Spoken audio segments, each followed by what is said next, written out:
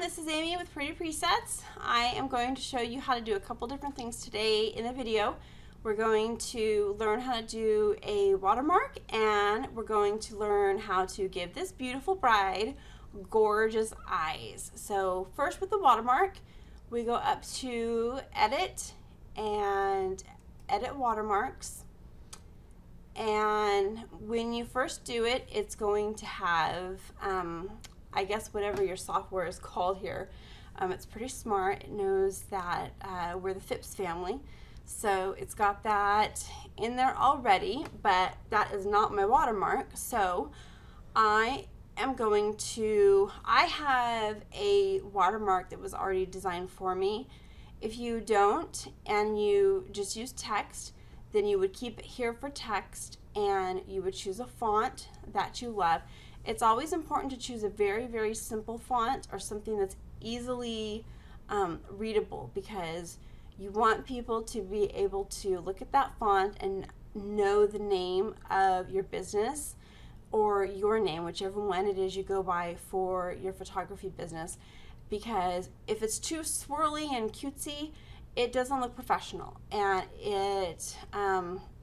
you want something that's going to make you look more professional. So you want to stick with something that is, straight lines, or something that, try to see here if I can find an example of, let's see if we can get this one bigger. Give me a second here. Okay, yeah, see how this is? This says Phipps family, but it's a little hard to read, and it's not a font that you would want to use for a watermark. So if you're going to use the text option, make sure that you choose a professional looking font, and make sure that you work with the opacity on it, because with a watermark, you don't usually leave it at 100% for the opacity. You normally bring it down. You don't want to bring it down too low, but you bring it down so that it's not competing with your photo, because that's not what you want to do. The other stuff that you can do with the watermark, you're going to see me do when I bring in my watermark. So if you've had a watermark already done for you, then you'll switch over to graphic, and you will go down here, and I have mine in my downloads folder right now. So you'll go here and you'll click that. So my watermark just showed up right there, and you will see how this is all like, I can't use any of this because none of this works with a graphic watermark that you pulled in. So we're going to go down here. I am going to, actually what I'm going to do instead is I am going to, it's going to let me pull in another one right now. No, it won't. I have two watermarks made for me. I always have a gray one and a white one.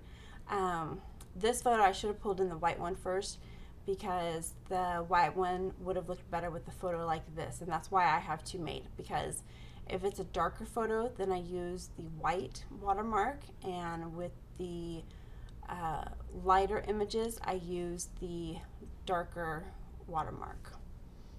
Hold on. Okay, so it's not going to need to be that big, and we'll go ahead and we'll lower the opacity on it, and I'm going to lower the size a bit. I think that's good right there. Okay, for about the first couple, I'd say about a year or so, when I had Lightroom, finally figured out how to do the watermark. I didn't know that it went past this line right here, so I did not know that you could change where the watermark is. So for quite a while, the watermark just stayed right there. It never changed. So now that I know you can, I love it. So you can place your watermark right here. Obviously I wouldn't leave it right there since her face is right there. So I would not do there, not do there. I would probably do it there, or maybe right there, but probably right up here. Because you don't want to use your watermark in a place that's going to compete with the subject in your photo. So I would want to do it in a place that, you know, that just doesn't overlap on her face too much. So what I like about these anchor points here is that you have your anchor points, but then say I don't want it right there, then I can move over the horizontal so it goes over more, and then I can use the vertical so it goes up and down more. Okay? And that's really important to understand how to use because some people don't. So say we want it, let's go down to this one down here.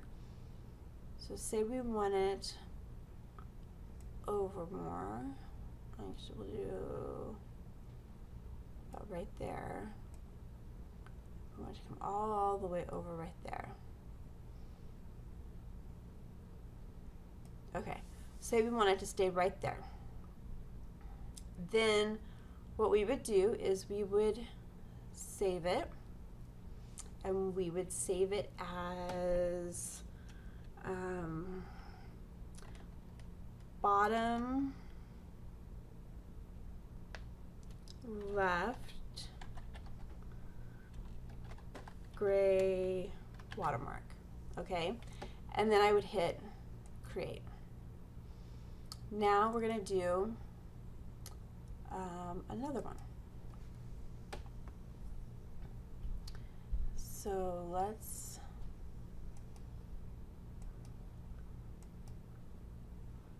come up to here, and this time I'm going to download the white one.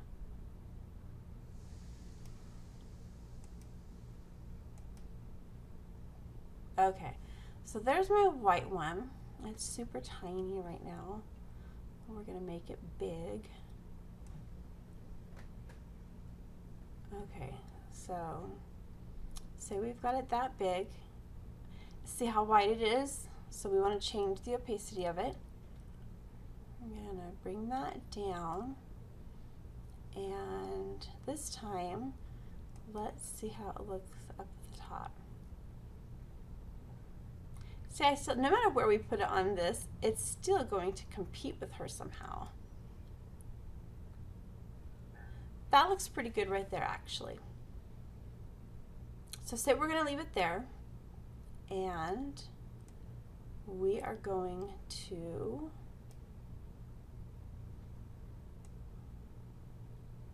see if we bring it, yeah, actually we can bring it up just a teeny little bit.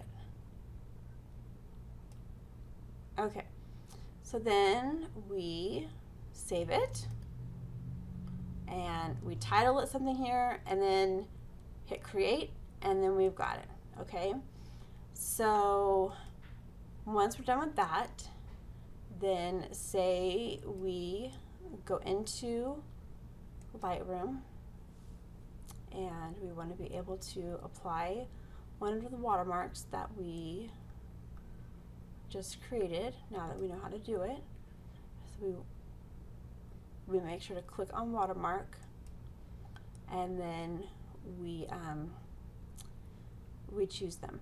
I actually had to re-record this video because the sound wasn't on the first time.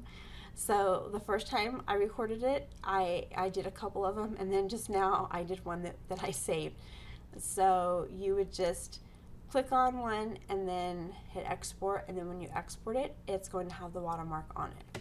So that's how you do the watermarks. It's really, really easy to do. The reason why you want to have your watermarks on your photos is because, one, you want people to know who you are. You want them to know, hey, this is Amy Phipps. This is on the Phipps side. that took these photos, because some people will see that watermark and that's how they know who to go look up to see more of your work. I do that all the time. I see the watermark on a picture and I go, oh, I'm going to check them out. So people do that. I don't know that a lot of photographers, when they're first starting, actually realize that people do that. They do. The other reason is because there are a lot of people out there that will steal photos, and this at least deters them from doing that. It's not to say that they won't still do it, but it makes it harder for them. If you have a watermark that is, like one of those we did, kind of like overlapped right here just a little bit. If you do a watermark that's like close, like right here, those make it really hard for people to steal. So, it's good to be able to watermark your photos. I don't always watermark mine. I'm trying to get into the habit of doing it, I guess, because sometimes I just figure, well, if someone's going to steal it, they're going to steal it. But it is still good to have because I want people to know who took those photos. So now we're going to talk about editing and making eyes looking beautiful. So what I want to first go over is, when you are editing somebody's eyes, you need to think beyond just editing their eyes and making them sharp. First of all, to be able to have gorgeous eyes to edit, you need to be taking photos where you have gorgeous eyes to edit. So the best thing to start with is getting it right in camera, and I'm sure that photographers in the group may be so sick and tired of hearing that, but it is so, so true. You have to learn how to get those eyes in focus so that you have gorgeous eyes to work with. She's got some catchlight in her eyes here, and let's see, I shot this at 2.5 with my 85 lens, which I love. The sun was starting to go down here just a little bit in this particular spot that she wanted to go to. So you can see that, she's got, let's zoom in a little bit. That's a lot zoomed in. So she's got really good facial features, and we're going to do a few different things besides just her eyes, because when I look at editing somebody's face like this, I look at it like applying makeup to them. Think about it, when you want to go out, you don't just put on foundation usually, or when you're doing your eyes, you don't just put on mascara and call it a day, right? So if you're going out and you want to look nice, you normally will put on some foundation, you'll normally do some mascara, you'll normally, put on some eyeshadow, and there's a little bit that goes into it, and when it's all done and it's all pulled together, the thing that you want people looking at the most, and usually it's the one thing that you spend the most time on when you apply makeup, are your eyes. But to get those eyes to look like that, you have to put a little bit of work into everything around the eyes. So we are going to first, actually let's do a crop on this first, and then I'm going to do some skin smoothing. This is pretty much what I do on all of my brides and on all of my seniors when I edit their faces, because I want them looking gorgeous. I want them feeling gorgeous, because there's nothing better when I'm doing an in-person sell than when my seniors see themselves for the first time in their pictures and they just feel beautiful. And they know that I've edited the pictures, but I also don't go like crazy with the editing. I just give the faces just a little something extra.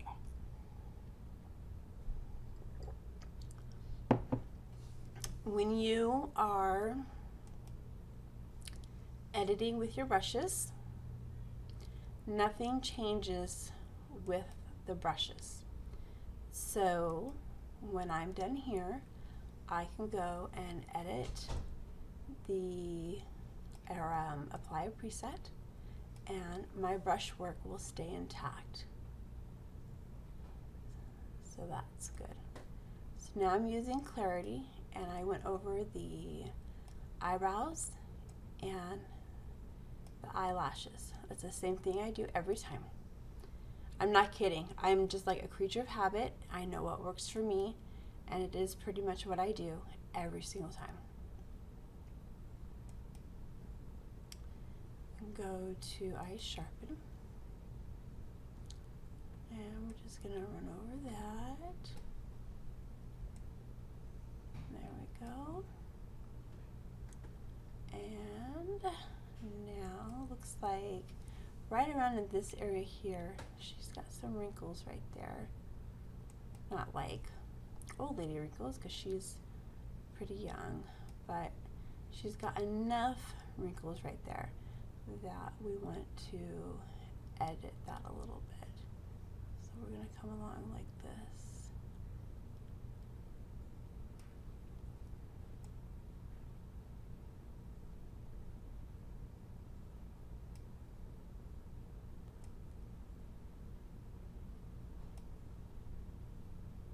Okay.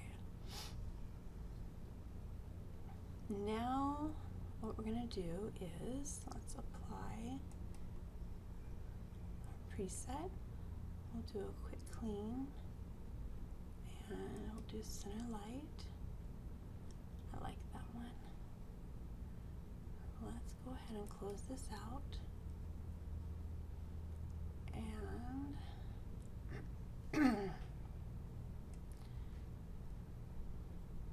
up the exposure just a tiny bit. Increase the contrast a little bit.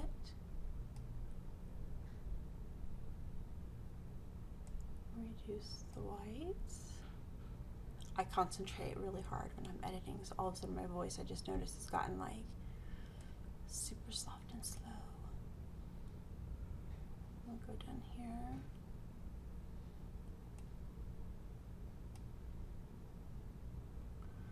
Okay, and then we're going to apply a filter, add some sunlight. I like that.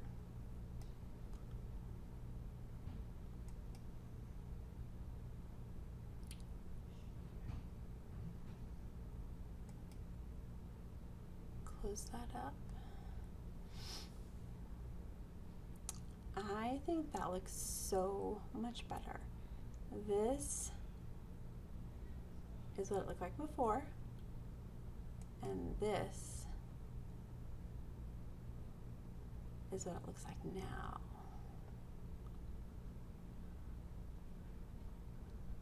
And I have somehow lost my,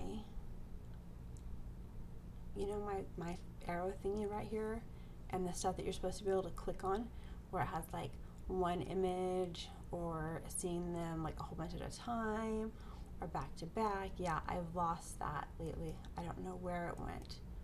I am sure I'll be able to find it. Maybe I'll post it in the group later and someone can help me find it. I can find it when I'm in the library, but not in the develop. Maybe that's how it's always been and I've just never noticed it. But there you go. That's what she looks like now, and that's what she looked like then. So I think that's a huge difference.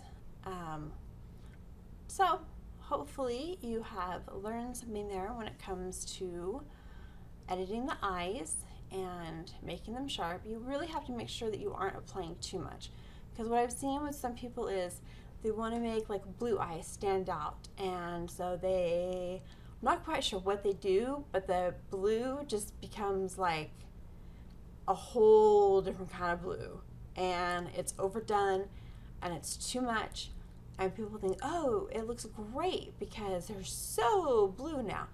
No, eyes still need to look natural. They need to stay close to their tone, and you want to just make them look somewhat more beautiful than what they were. You don't want to make them look completely different from what they are now. So, and it's important just to make sure that you do a little bit of work with everything that's around the eye as well. Because if you just did something with just the eyeball, that I personally don't find that that's enough. I think that you need to do something with everything else as well. So, anyways, hope you've learned something and hope you're able to go out now and make something pretty. Thanks.